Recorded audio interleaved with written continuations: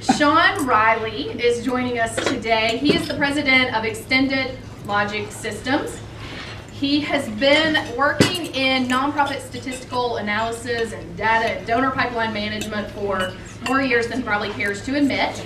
So you're going to learn more today about the donor pipeline, how to really choose which donors are the right donors for you to manage, and a little bit about Sean is, let's see, what do you want me to tell them?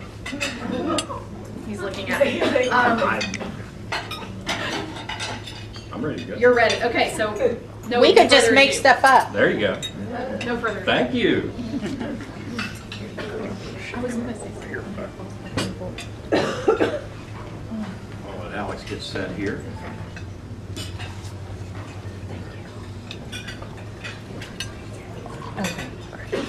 Okay. Can you hear me? Am I holding this close enough to my mouth? Okay. I wanted to start out by saying that obviously I'm going to be talking about pipeline management, what it is, how you do it, and how it will affect your nonprofit. But before I do that, I wanted to address this picture that is the first slide. It's not exactly the most warm and inviting slide to show as a first image to a group of fundraisers. It's pretty cold, it's pretty antiseptic. But it is indeed a pipeline. And the pipeline that we'll be talking about today is not even made of steel. It's a little bit more, what do I want to say? Intangible or abstract than that. The pipeline that we're looking at, talking about today, is made out of data. It's made out of dollar signs and gift dates. So I want to have a little public service announcement to really get our focus straight about what this is really about. I had a great conversation with Amanda the other day, and she said, let's not make this about metrics for metrics' sake. Let's remember what this is really about. Excuse me. The soul and center of this thing is about getting donors the interactions that they deserve with professional development staff. That's what this is really about. So as I delve into the facts and figures in the charts that will follow and the slides that will follow this for the next few minutes, please keep that in mind, and I'll wind up on that note as well. Okay? So I called the presentation Donor Moneyball. So the first question you're asking is, what is Donor Moneyball? And Moneyball was a movie that was based on a book by a guy named Michael Lewis.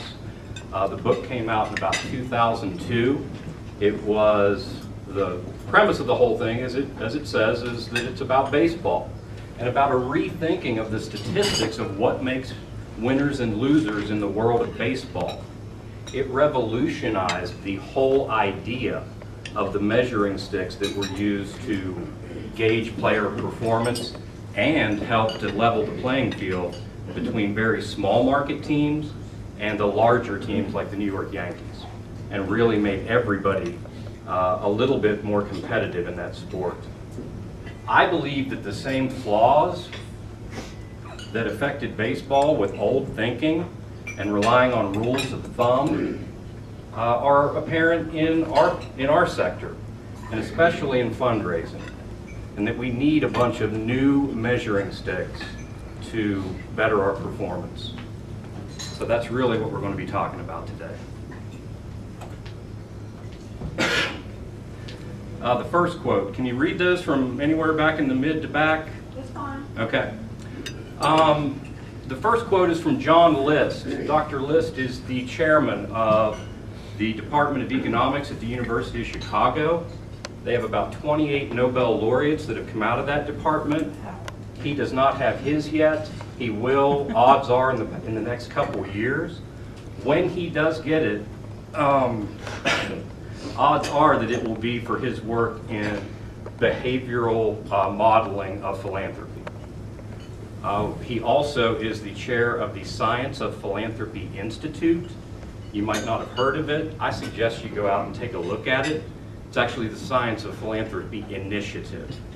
So a lot of academics out there that are doing wonderful work and putting it out there so that we can know what really, from an academic standpoint, makes donors tick. Really good work that they're doing out there.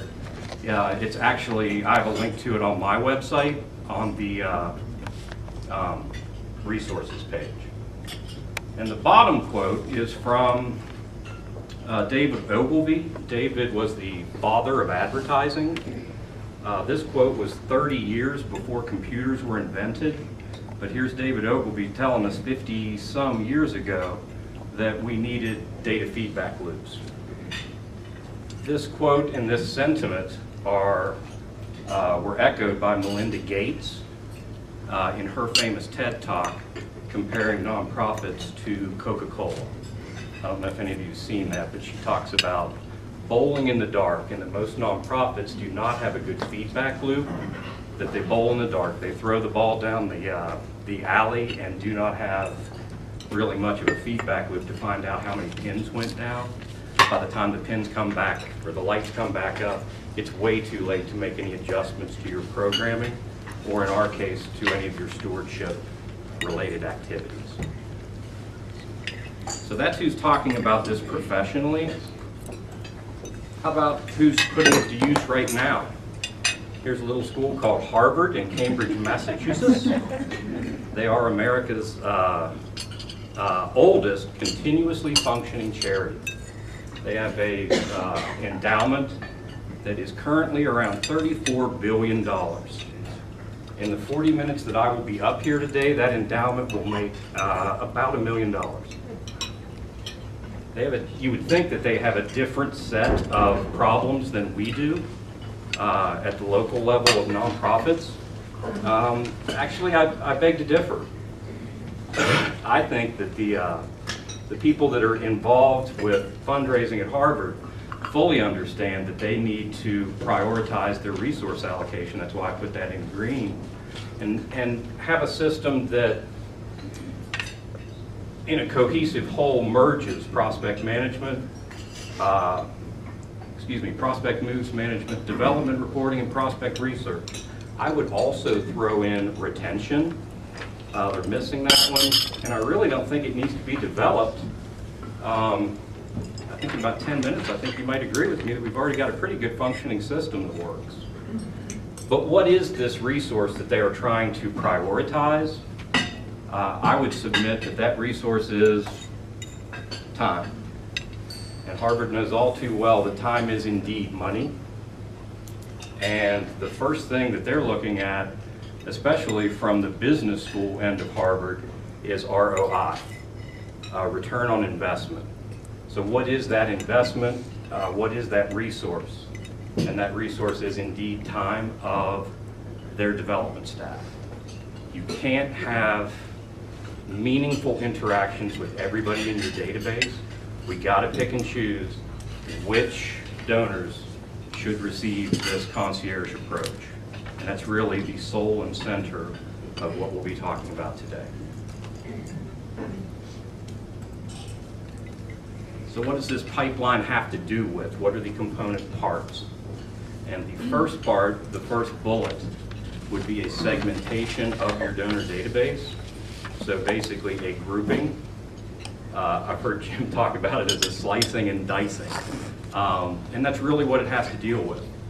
We need to know who our excellent donors are. We need to have a way of figuring out who our above average donors are, who our average donors are, and also, unfortunately, to segment out the donors that aren't coming back. We've already had our time with them. It's just as important to know that as it is to know who's in the best classes. I'll get more into that in a second. Excuse me, I got a catch in my throat. The intra-segment gradation, that's just really a ranking within each of those groups of donors that are still with you. Ranking those donors from high to low in their affinity toward your organization. And once that is accomplished, then something that you Raiser's Edge people will understand, the solicitor action tracking. There is a solicitor tab on Raiser's Edge that is where that you electronically enter all of your interactions with donors as you go through the life of that donor. We don't do a real good job of keeping those things up to date in Razor's Edge. A lot of that falls by the wayside just due to the hustle and bustle in the development world. And finally, a feedback loop that we need to continue doing this, just like David Ogilvy and Melinda Gates were saying, that we need to have this redone every so often. That way we can find out if we move the needle due to our actions. One final note before we leave this slide. I would like to have this word solicitor stricken from the Don't Fundraising lexicon. It is so ingrained in our thought process that that's what we are as solicitors, that our first order of business with a donor is to ask for money rather than cultivate the relationship. Most everything that we have set up programmatically, expectation-wise within our world is focused on soliciting, not development. And I really think that this is an appropriate forum to bring that to the forefront. So what does this pipeline look like? Behold, Donor Mountain. I realize that I'm mixing my metaphors or analogies here between a pipeline and a mountain, but I think in a few minutes you'll understand why I did this. I believe it's a good teaching tool. At the bottom of Donor Mountain, I'm going to have to put the mic down for a second. At the bottom of Donor Mountain, can you all hear me? Yes. All right, I might ditch this microphone for good then. At the bottom of Donor Mountain, we have our two groups that are responsible for most of the hype about donor retention. And this is the first myth that I'm going to bust. I'm just going to flip to this one slide real quick in a second from our own AFP fundraising effectiveness project. But let me tell you, there's a lot of people out there that have a lot of fear-based marketing that are telling you that they're going to solve your retention problem. And when I look at your database, this is everything I'll talk about in the next few minutes is historical. What we're looking at here is an overall look of every gift that's ever been put on average in every database I've ever looked at. That's what I'm speaking to now for the next few minutes on this slide.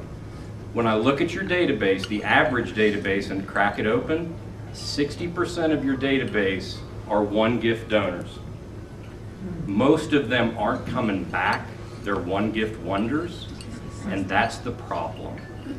Most of these folks exist in the lower part of Donor Mountain, R to the nothing category that R falls into. I want to missed a point. RFM down at the bottom, recent frequent material.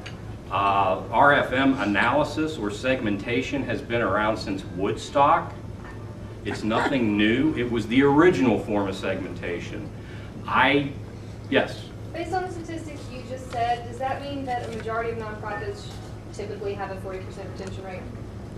No, because some of those donors are still with you in the 60% one gift wonders. Some of them are still with you. They're still relatively new. I haven't aged them out yet. When I look at your database and look at how many people are 2 or above versus 1, I'm expecting to see when I open up your database that 60% of your donors are one gift. Okay.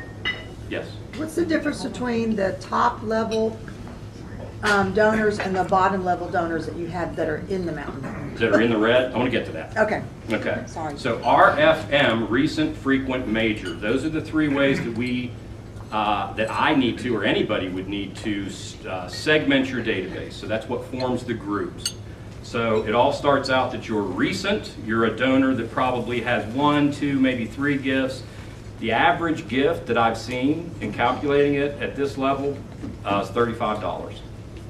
The donors themselves at this, the average for that R group, it's about 20% of your database. They're new, they haven't done much, they certainly haven't amounted to much cumulative dollar-wise. They're worth about $141 a head to your cause, lifetime. I'm going to say this, and please don't throw anything sharp. I'll deal with blunt objects a little bit better. I don't know that it's worth all that much effort yet in retention terms to even focus on them. The vast majority of them will fall down into the nothing category, the double hash mark. 67% of the average database, 2/3, falls into that category. They're not has-beens, they're never weres. They're worth even less money than $141 a head.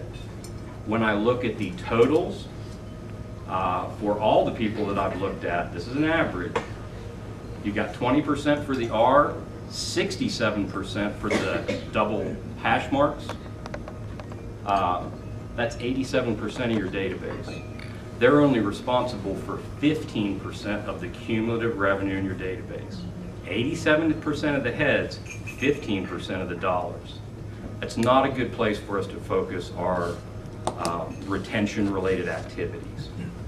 Here's the other thing I want to throw out there.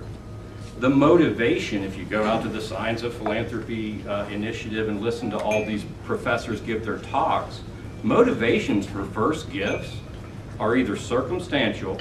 I showed up at the golf tournament, my buddy told me to be there, or they're emotional. I got over-invested in your appeal because it was so moving. Both of those are as ephemeral as mayflies. You can't keep that going. Think about your own lives, how many things you've gotten emotional about, and then you didn't even remember about it a week later. We are chasing our tail if we're thinking that we can keep that alive at that 1 gift or 2 gift level. Your donors are telling you everything you need to hear about their interest in your organization from here to here in Donor Mountain. I'm going to say this, and again, don't throw anything. I don't think that you can extract, extrude, or manufacture donor devotion from donor emotion. That's an internal job that has to take place within the donor. They're either with you or they're not. And I don't care what kind of omni-channel marketing, engagement marketing, storytelling, or big data that we throw at them. Here's what AFP says is the grand result of that. This is donation retention over the past 7 years for your overall database. After all the big data has been thrown at the retention problem, 50%, we're losing donors the more we address the problem. There are some problems that I have with their methodology for the fundraising effectiveness project, but this would be a 3-hour presentation if I got into all that. So all I'm really saying is 13%, let's go with the inverse. 13% of your database is responsible for 85% of your revenue. How efficient is this? And we're only 3 slides in. All right. Debbie asked the question, what's the interplay between the red ones and the people that are above, that are climbing up Donor Mountain? Those are the ones that came before them that fell off. They've aged out. That's what the red ones are. You notice that all the ones above Donor Mountain have the lead letter of R. That just means that they're recent, they're still with us. They've given within the past few years. That varies from nonprofit to nonprofit. I call it donor elasticity. Some of you that are local nonprofits, maybe at a food bank level or at a food bank mission, people that are in human services, a lot of that can go, your donors age out a lot quicker. Amanda and I have had several talks, I've used her data. If there's a disaster, people that haven't given for 5 years, they'll come back. So it's really mission and nonprofit dependent how often or how long you can let a donor go before they're gone forever. On average, I can tell you that those donors down in the bottom, in the no man land section, I can tell you with 95-degree accuracy that they're never coming back once they fall in there in any future year. I can tell you with 99% certainty they're not coming back this year. So pretty safe that you're only working with 13% of your database and they account for 85% of your revenue.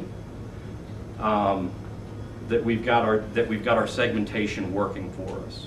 even further, the 13% is the sum of all those 6 groups nearer to the top of Donor Mountain. We should probably really only be focusing at first on the ones that are on the top, the gold, the silver, the bronze. That's 7% of the average nonprofit's database. Those are the ones that are still with you that we should be working with. So if you've got a 2,000 person database, take 7% of that, and that's really the portfolio list that you should be passing around as far as donor engagement is concerned. Does this make sense? Yeah. All right. Cool. Well, wait a minute. So you're telling us that all the stuff we've always heard about, there's no such thing as a lapsed donor, that there's a difference between SIBUNTs and LIBUNTs, all that stuff for 40 years is stupid. That is absolutely correct. And I will stand by that mathematically. The math doesn't lie. Okay. Here's why. Here's the analogy that I would love to give, that I would like to give you to take away if you get nothing else out of this. As far as Harvard's ROI per donor that they're looking at is concerned, those folks in the green going down to red, that 87% of your database, the ROI is about equivalent to lottery scratch-off tickets. Whereas those gold, silver, and bronze further up the hill, that 7%, those are AAA bonds. The return on investment of your staff time is, I'll get into that. I've actually got that quantified. So thank you, Alex, for bringing that up. I can get back to this if we need to, but I want to, yes. I'm trying to wrap my head around the idea exactly of what is recent. So if you have a major donor that has lapsed for a couple of years, they're no longer recent and they're down at the bottom of the mountain, or so what is the lapse before? It depends on what type that's actually will be addressed here. It varies by nonprofit. It varies by your issue. What type of nonprofit you are. Amanda with the Red Cross is going to have people that they can stay gone and dormant and out of your, they fell off Donor Mountain years ago, but they'll come back because of a new disaster. I've seen that because she's been nice enough to, when I was starting the business, to let me look at some of her data. Other nonprofits that basically, if you're a local nonprofit, that's down here in the second bullet, you're going to be greatly impacted. More so if you're a you're not a what do I want to say, a chapter of a large nonprofit. If you're just a small nonprofit, you're not going to have as great of donor elasticity. So I'd really have to look at your data to give you an example or to give you an answer as to what that would be for your particular in your particular case. The average that I'll give you at the end, I got some homework for you if you want to bug your database administrator. When you get home, I've got one. It's about 2.5 years is what the average is, but it varies so greatly. I really hate throwing out averages for people to get stuck in their heads, but that is the average for the nation. Did I answer your question? Yeah, I have other, but it's too specific. Geographic reach, we talked about size. Here's an interesting one. Yes?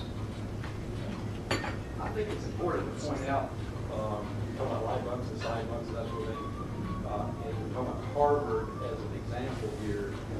Harvard, along with Smith and Williams and these other schools that are 200 years old, have a culture unlike us at our grassroots level. There are two things that you know automatically when you accept the admissions letter to Harvard University. Number one, you'll never look for a job because you're not going to find you a job.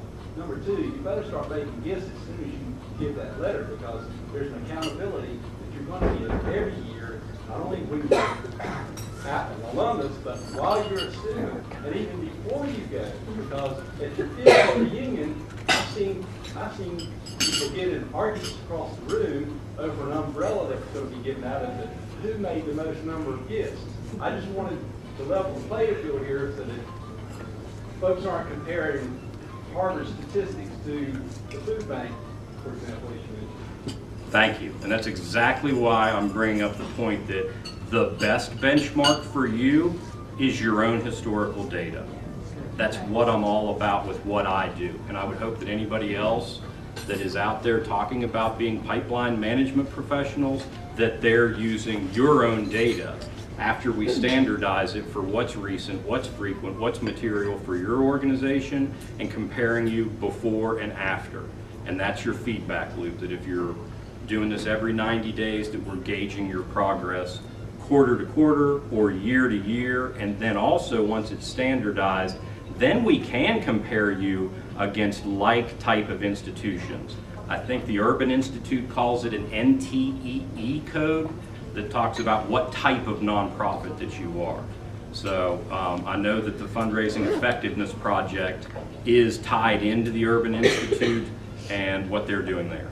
So we can get into that conversation as well. But hopefully later on I'll have a bunch of different educational nonprofits that actually I could compare what you're doing to UNC Asheville, to Appalachian State, you know, anybody else that I have, because I don't know anybody else that's segmenting this way, so that we can have a good common database to compare you against your peers. That's my goal as this gets bigger, and especially as the field gets bigger.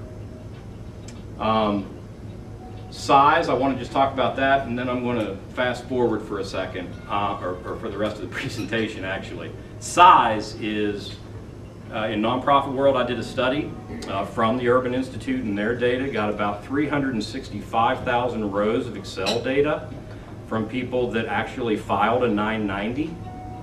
990 total revenue. Nonprofits that are above $5 million total revenue take in, they're only 7% of nonprofits, okay, in that 300 and some thousand, I think it was 360 some thousand nonprofits. Nonprofits with total 990 revenue of 5 million or more account for 80% of all donation revenue. That's 7% getting 80%. That's a pretty inequitable distribution. Whereas nonprofits 5 million and below 990 revenue, they get to share in the crumbs, the 20% of donation revenue that's left nationwide. So you can take about $350 billion that they'll probably say was generated this year when they come out with How America Gives from the Lilly School, the Chronicle of Philanthropy. It'll probably be about $350 billion this year. Only 20% of that is going to the lower 93% of nonprofits. So yes, your 990 size does matter. And with that being said, the lower nonprofits, the have-nots in this world, they rely on donation revenue 3 times more than the Harvards of this world, because they're busy being Harvard and making money doing what a university does. Hospitals are making money doing what hospitals do. They don't rely on donation revenue as much as you progress north of $5 million. Stage of life, that is just how often, or excuse me, how long you've been in the nonprofit business. Obviously, you're going to have better, more targeted, more understanding of your marketing services as you get older as a nonprofit. 50,000 new people get their 501c3 wings from the IRS every year. Goal horizon, if you're curing cancer as a nonprofit, you're going to have a lot less to write home about in the cancer that you've cured than a literacy-based nonprofit, because they typically have about a 1 to 2 year turnaround in having great stories and great outcomes to write home about, and it really helps your marketing cause. It's hard to talk about true outcome measurements that you can fold into your marketing if you're involved with a cancer research nonprofit. Stand to reason? Okay. Everything that I've talked about before, this is my graphic, by the way. I spent a lot of time doing this. I think it's pretty cool. All you need to remember, I've got a new way of looking at things, alphanumeric code A1, A2, A3. So just remember gold, silver, bronze. How about that? That's all you need to take away from this. This is not looking at your database historically. This gets a lot friendlier for what you're expected to do as a manager, because this is looking forward. Let's say that you were a client of mine at the end of 2014. On December 31st, I scored your database at the end of the year. This is what I expect to happen with your database going forward. So this is, by the end of 2015, what I'm thinking I'm going to see. 67%, 2/3 of your revenue will come from the people at the top of donor mountain, A1, 2, and 3. Only 10% of your data, or your revenue rather, will come from your people at the bottom of donor mountain. 15% will come from donors you haven't met yet. And 8%, the missing 8%, will come from donors that that come back up, climb their way back up to the top of donor mountain. Lazarus donors that fell off and they climbed their way back up to the top. It's typically going to be A1 and A2 donors that come back for some reason. And also, the big point here is that 90%, this is why that those bronze level donors, where that 13% started at the bottom of donor mountain, near the bottom, about third way up, this is why we need to have a welcoming committee for those donors. The thing I forgot to mention at donor mountain, when I have the big reveal, kind of like when they do the house remodels on television, I do a big reveal with my clients and say, I don't even know who they are. I do all this anonymously, and then they put the numbers with the names. And then they see, we don't know who 25% of our donors are that are currently at the top of donor mountain. Wow. And they're only 2%. Only about 5% of your donors ever make it, whether they're been there and fell off or are there now. Less than 5%, around, let's just call it 5% of your donors have ever made it to the top of donor mountain. Give you a good comparison, Everest, 30% of the people that attempt to climb Mount Everest make it. It's a lot harder. It's 6 times harder to get to the top of donor mountain, and it's a shame that we don't know who a quarter of them are. What is even more of a shame is that we don't know those donors that are in that bronze group, you know, a third the way up donor mountain. It's a perfect place for our board to make phone calls and be engaged with those donors and say, hey, you're never going to believe this, but you're a big deal around here in our world, and we'd like to find out how we can repay your loyalty in a way that's meaningful to you going forward. Can you and I strike up a relationship here at this point, early on? That's the other aspect of time that Harvard is looking to do. They're looking to get to those alums and donors earlier, and other people are as well. So this is getting real efficient now when I can say 67%, 2/3 of your 2015 revenue is going to come from 7% of your donor population. And we've got a big 15% down here that's a X factor that we couldn't possibly plan for. We can plan for the amount, but not who the donors are. Yes? What are we doing wrong that we don't know who our top 2% are? You are just in sync with me, because I'm going to get into that in the next slide. It's because we have too high of a bar set for what we think is a major gift, and I'm going to get into that right now. Remember what I said, the benchmarks that I talk about here, 2.5 years for recency, anything that I talk about here as a national average should not be used as a metric. It's not something that I would advise you to take home and start working with. With that being said, this is what makes a major donor across the United States of America. 3,500 whopping dollars. Lifetime. That's what gets you in that 2% at the top of donor mountain. You can go home, take a look at your own database, find out how many people have ever, in your database, written you $3,500 checks, individual checks, and you will not find many if you're clinging to the idea that $5,000 is a major gift. This is all it takes to be in the top 2% of the average database, is $3,500. A minute ago you said a lifetime when you got it at 3,500. So to me, that meant their total giving to that moment in time, Yeah. not one single check, what you said next. And what I was saying was go home and we'll just break the whole idea. You're not going to have too many people that have written you $3,500 checks, let alone people that are $3,500 lifetime. I'm just throwing that out there. Perhaps that was a bad way to state it. But $3,500. The feeling that you're probably feeling right now is best described as reverse sticker shock. I've got an immediate antidote for that. You've got way more major donors than you thought you did when you left the office this morning. And you don't know who the majority or who a good bit of them are. Wonderful opportunity to have your development portfolios increased. Derek.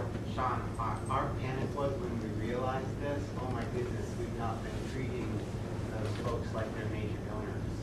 And it was completely different when we kind of shifted our mind. And I love the words that you use, you're a big deal, because who we thought was a big deal is a big deal, but there's a whole lot more that they're also a big deal. Right. Thank you, Derek. Derek is a client, so yes, he saw that firsthand. The other part of that is that you've now got, you can go into the, you can what do I want to say? You can go earlier in that donor's life and really start your true meaningful development opportunity or development work and donor engagement work years in the future. Most of those A1 donors at the top of Donor Mountain have about a 10-year lifespan. It's about 7 years is the average lifespan for those bronze donors, and they're about 1.5 to 2 years at B3 level down at the bottom of Donor Mountain. It takes years to develop and court a major donor. Now we can get to them earlier in their life with us. So the whole goal, I can't extrude or pull out a major donor or a loyal donor from somebody who was giving from emotion. I can certainly tell you the time and date that they crossed over the line, that they became a devoted donor to my cause. That much I can do with good accuracy. So getting to them sooner means getting them there faster? It does. Okay. It does. And actually you can, once they've been identified, you can certainly begin a concierge approach and spend more one-on-one time. That's what Harvard's talking about. The right donors to receive the more personal attention. Here's some context. $141 I mentioned for your donors at the bottom of Donor Mountain. By the time they get to that way station, where hopefully somebody is saying, hey, you're a big deal around here, they're worth 6.5 times more money to your cause financially. They're 6.5 times more important. By the time they get to the top of Donor Mountain, they're 72 times more important than those donors who are probably going to go away at the bottom of Donor Mountain. 72 times, and we don't know who a quarter of them are, and the bar is set at $3,500 on average. This gets real efficient once we get over some of our biases and adopt these new measuring sticks. You notice that the amount is now $10,251, but I just told you that to get to the top, it's only $3,500. I'll say that another way. Donors don't even hit their giving pace until they get to the top of Donor Mountain. That's why it's worth knowing who every single person is in that gold group, because that is where the real major giving and the pace of giving and the amount of annual giving starts to increase, all within that top 2%. I didn't mention much about the silver. They're not shown here. The silver donors are people that come in and maybe bequest gifts. Their first gift probably is their ultimate gift. You didn't know about it. They have a very short giving history. They are not frequent donors. They tend to go away after you notice them because you notice them because they made a big gift right out of the box. Questions? Okay, because I forgot to mention that. So A1 average is 3 times higher when I say that they just are hitting their giving pace at the top of Donor Mountain. A3, that bronze group that I talked about, a third the way up, those donors, that's also a good time to start wealth scoring. The data that just recently came out from the Federal Reserve, I've been on a big long time project matching that up with Sayes-Zuckman research that I've shared with some of you concerning wealth distribution in the United States, and matching that up over the past 40 years with giving history from the Lilly School. Come to find out that 80% of all donations that were received in 2014, and for any year really, were given by millionaire households. It's good to know who those millionaire households are. 80% of all donations.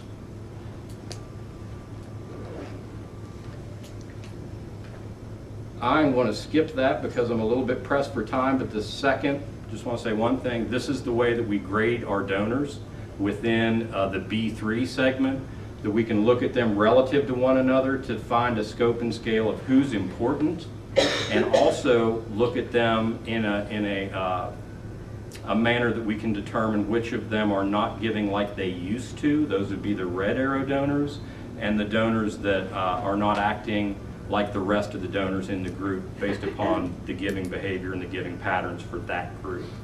This becomes really predictable as we roll through this forward and go through a few iterations of this, because we do our retention work with the red arrows and we do our ascension work with the people that are about ready to move up. In this particular example, it's sad because they got 3 donors that are about ready to move to the top of Donor Mountain, and they're also about ready to lose all 3 of them. I'm not going to get into this at all, but overall, you can have now you're able to have a sense of what your pipeline flows are, your pipeline metrics up and down, and really gauge not just our overall retention rate, which I think is next to meaningless, but now we can gauge which of our best donors are we about to lose, or have we lost over the past year, and how's our retention looking compared to before we had this program, or before we were interested in looking at this way, as versus national averages. We can do that now because the data has been standardized through the core metric process. This would be, think about this as a control panel for the whole pipeline. And it yields a tactical approach to tactful fundraising. I love that term because it's exactly what we can do now. You can be way more tactful when you're only working with 7% of your database that you're actively managing. John Lipshack from the University of Asheville Foundation gave me this one. This is what this finally ends up being, that we've got moving from a hand-out ideology of what our job is to a handshake. 90-degree shift in our perspective of what we do when we get up in the morning. This is about relationship management more than it is constantly asking for the next gift. You actually have 3 times more likelihood of your major gift program increasing doing this than you will by constantly asking. Anybody can constantly ask. It takes a professional to manage a relationship.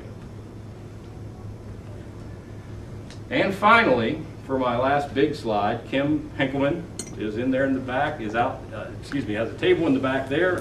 This is Kim's. This is what Kim said to me one day early on, and she said, Sean, I love this system. It keeps your best donors from slipping through the cracks.